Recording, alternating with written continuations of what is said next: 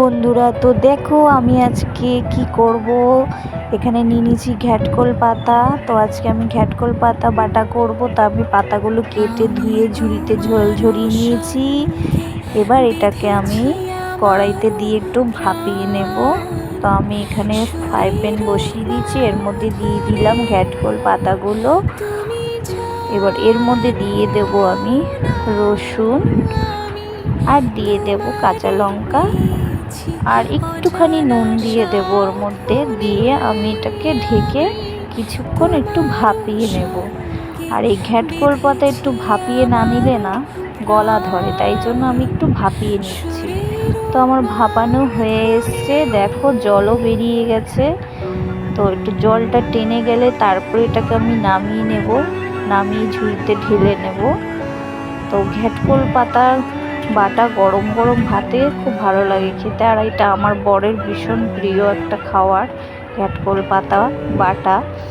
তো আমার হয়ে গেছে, আমি ঝুড়ির মধ্যে নামিয়ে নিলাম, একটু ঠান্ডা হতে দেব। আমার ঠান্ডা হয়ে গেছে, এবার আমি এটাকে শিলে বেটে নিচ্ছি। আর কোনো কিছু দেখবে বাটা বুটি শিলে বেটে খেলে টেস্টই অন্যরকম লাগে।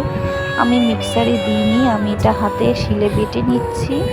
তো আমার এটা বাটা প্রায় হয়ে গেছে, দেখতে পাচ্ছ বেটে নিয়েছি ভালো করে। এবার এটাকে আমি একটু তেলে নাড়িয়ে নেব। তো আমি কড়াইতে তেল দিয়ে দিয়েছি, দিয়ে দিলাম কালো জিরে, আর দিয়ে দেবো দুটো শুকনো লঙ্কা।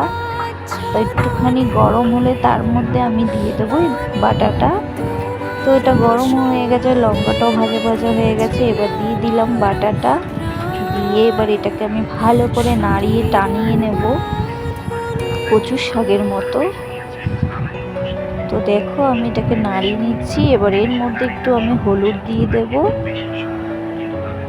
তো দিয়ে দিলাম একটু হলুদ, আর একটু নুন দিয়ে দেব। তখন সিদ্ধ করার সময় আমি একটুখানি দিয়েছি, আর এখন আর একটু দিয়ে দিলাম। তো দিয়ে আবারও ভালো করে নাড়িয়ে নিচ্ছি। তো দেখতে পাচ্ছ প্রায় টেনে এসছে জলটা, বেশ মাখো মাখো টাইপের হয়েছে। তো এর মধ্যে আমি একটু পরিমাণ মতো মিষ্টি দিচ্ছি, কারণ যেহেতু আমরা একটু মিষ্টি খাই, তো আমি একটু মিষ্টি দিলাম। তোমরা যদি না খাও নাই দিতে পারো।